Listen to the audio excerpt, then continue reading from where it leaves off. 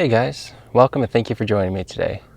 Today we're going to be talking about a little bit of a tough topic, so I'm hoping to name a few things and then unpack them a little bit to help give us a fuller understanding of what we're up against.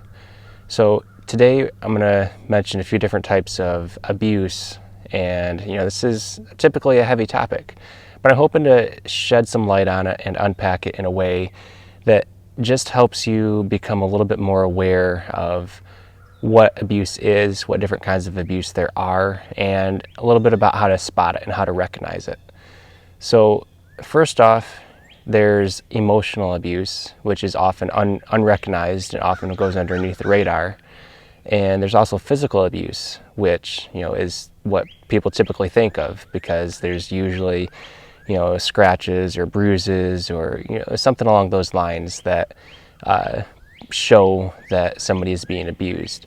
But then there's also the abuse of neglect. There's also the abuse of narcissism.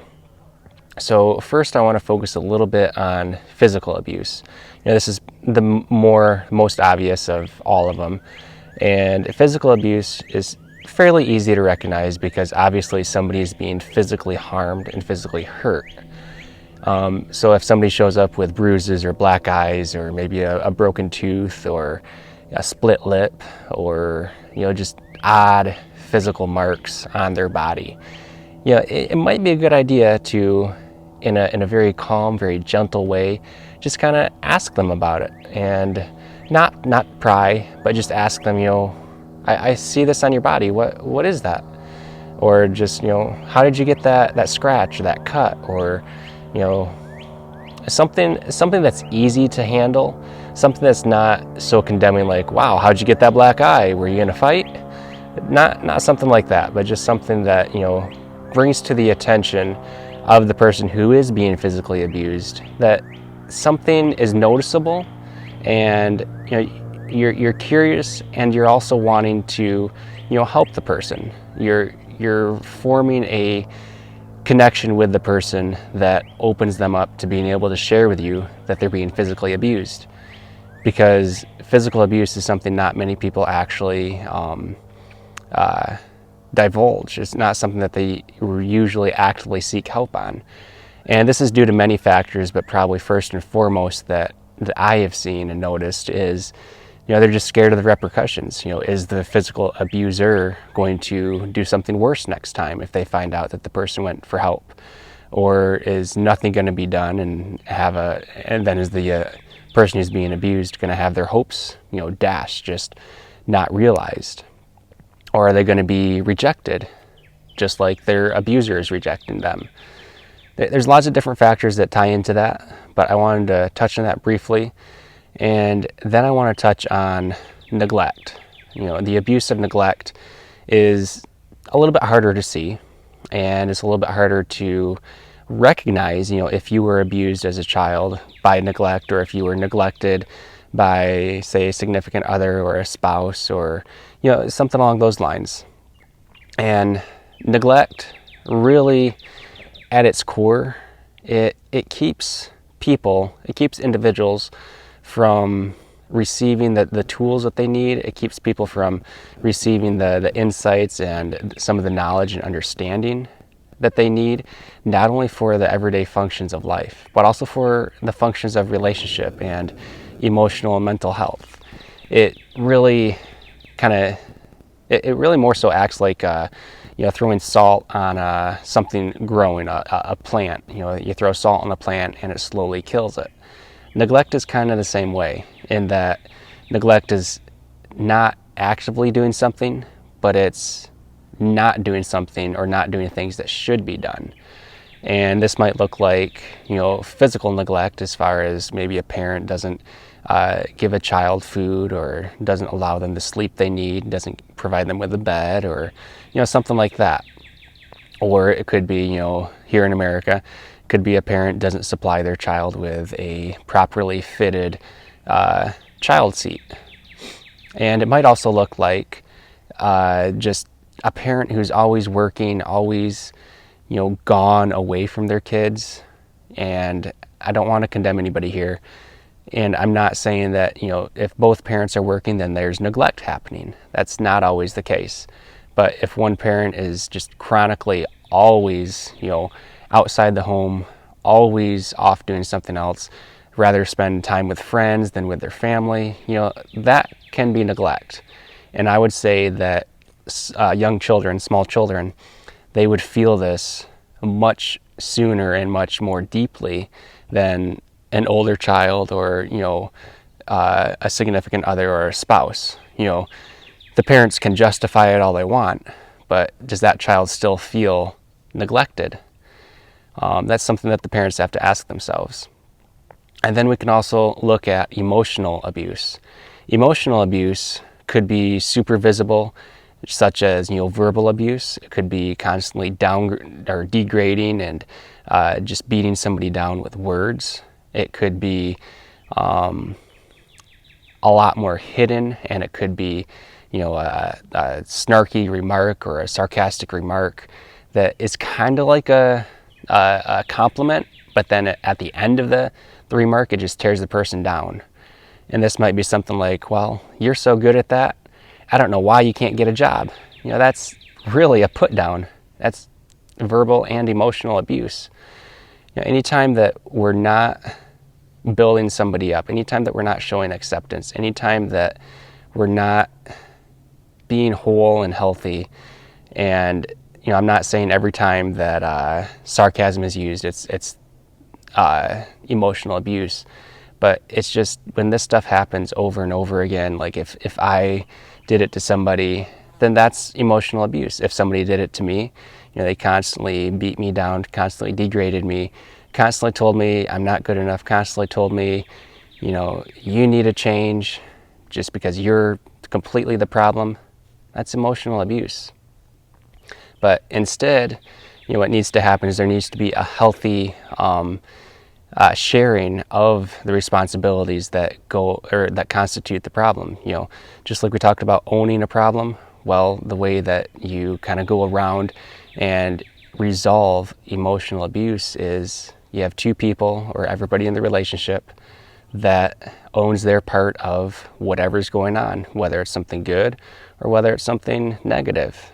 They own their part, and they do what they can to bring health, comfort, and wholeness to the entire relationship. They're not in it just for themselves, and they're not in it just to please the other person, because both of those are very negative. On the one hand, the person that's in it for themselves, they are considered a narcissist, and the person that is in the relationship just to please another person, well, that person is considered a codependent. And that brings up the fourth type of abuse that I want to talk about today, narcissistic abuse. Now, narcissistic abuse is it really takes the form of all the other types of abuse and kind of wraps them up into one. But in narcissistic abuse, there might be one predominant method of abuse. And, for narcissists, one of the telltale signs is they do not have the ability to empathize with other people. They don't have the ability to come alongside, to show vulnerability. They're really scared of vulnerability. A narcissist is a very, very insecure person. They're a person who doesn't love themselves. Most people say that narcissists love themselves too much, and they're selfish. I mean, yes, they are selfish, but narcissists don't love themselves, and narcissists don't love anybody else. Instead, they hate themselves. They loathe themselves. They treat others the way that they treat themselves. And, a narcissist has no problem giving cold shoulders or just, acting like somebody doesn't exist for long periods of time. And narcissists don't have the ability, they don't even have the comprehension to accept what somebody is saying about how that person is experiencing them. So let's say I had a very negative experience with somebody who's a narcissist, and I go up to them and I say, hey, when you, just thinking of an example here, when you swept the garage out and then swept all the dust and threw it on my car because there was no garbage can. And I say, hey, I experienced that very negatively. I feel, disrespected, and I feel not considered. I don't feel loved. And the narcissist might say, well, that's your problem. Put the garbage can back and it won't happen.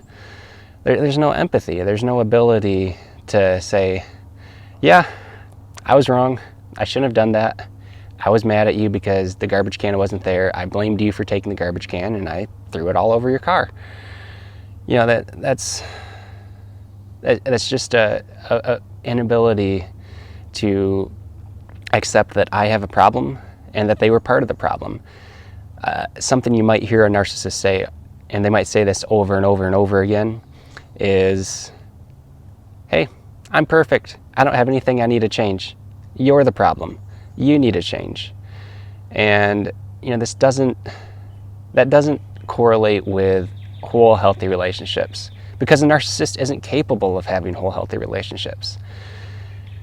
And another way that narcissists might be abusive is they might use a lot of threats. They might be overt threats where they say, if you do this, then I'm going to do that.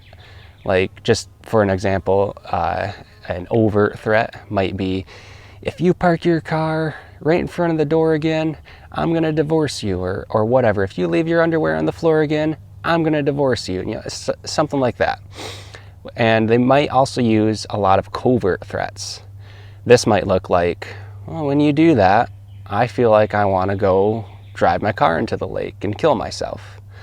That's a threat saying that the person who the narcissist is talking to is controlling the narcissist, which doesn't actually happen. It isn't true. The narcissist may think that it's true, that the other person is controlling them. But the narcissist is basically saying that you control me, so when you make me mad, you cause me to drive my car into the lake, you cause me to kill myself. It's just a threat, and it's a covert threat, not often readily recognized, but it's a covert threat saying that you better shape up, you better behave, you better make me happy. And we'll talk about that again, or we'll talk about, who makes me happy in another video. But, that's essentially what the narcissist is saying with covert threats. It may often be overlooked, especially by the people who haven't, gotten behind closed doors with a narcissist, because that's the other thing about a narcissist is, to certain people, the narcissist is the most loving, most cordial, most easy to get along person with that they know. Whereas somebody who knows anything negative or knows any dirt on the narcissist, then the narcissist shuns them. They start getting all of the negative attitude and all of the put downs, all of the negative interaction. They start receiving the bludgeoning that comes with verbal and emotional abuse. It's very constant and consistent, and it takes a lot of work. And I can say this from experience, it takes a lot of work to acknowledge and accept that the person who is being abused by a narcissist, it takes a lot of work to recognize that and accept that, yeah, wow, that was happening. I let that happen. And it's not that, I control the narcissist. It's that I didn't have a firm boundary. It's that I didn't stand up for myself. It's that maybe I didn't even recognize it. Maybe I was completely ignorant. There's a lot of different kinds of abuse, and we could talk about it for a long time, but essentially I just want to start bringing some of this to the light because a lot of people are ignorant about it. I used to be ignorant about it. I wouldn't have recognized really any type of abuse other than maybe some more extreme forms of physical abuse or some more extreme forms of verbal abuse. And now, that I'm learning what I'm learning and I'm on my journey, I'm starting to see it's more rampant than I ever thought before. There's very, very, very, very many interactions that fit into the categories of some sort of abuse. And I hope that this was eye-opening for you. I hope that you can take this and not necessarily start labeling other people as, oh, you're verbally abusive, or oh, you're a narcissist, or whatever. I mean, the term narcissist gets way overused. It would take a lot of study and a lot of time to truly develop a good picture of, what a narcissist is before, treating somebody as a narcissist. I mean, if somebody is a narcissist in your life, it's going to take work to form the boundaries that have not been in place, that need to be in place, and it's going to take work to form a relationship that is sustainable. And I want to add too that a relationship with a narcissist might not even be possible, because for a healthy relationship to take place, it's going to take that narcissist acknowledging and owning their responsibility for things in the relationship. And it's not very common, but it can happen, but it's not very common. So thanks for watching today, guys. I hope this sheds some light on some areas that are relatively dark, and a lot of people are hesitant or just ignorant of recognizing them. There's going to be a few questions to follow, and look at yourself first. See where you are first before looking at other people. But do the hard work and see if you have any of these tendencies. If you have tendencies, it doesn't necessarily mean that you're an abuser, but it means that you use some manipulation and you use some control techniques that really need to change for healing and health and a whole and comforting relationship to take place. So once again, take your time through the questions. If you need a pause on a question, just stop the video and think about it. Really dig deep. Figure out what is the best answer. A lot of the answers are not right or wrong, but what is the best one? And are you being truly and fully open and honest with it? Are you being vulnerable with your answers? So thanks again for watching, and I'll see you back here again.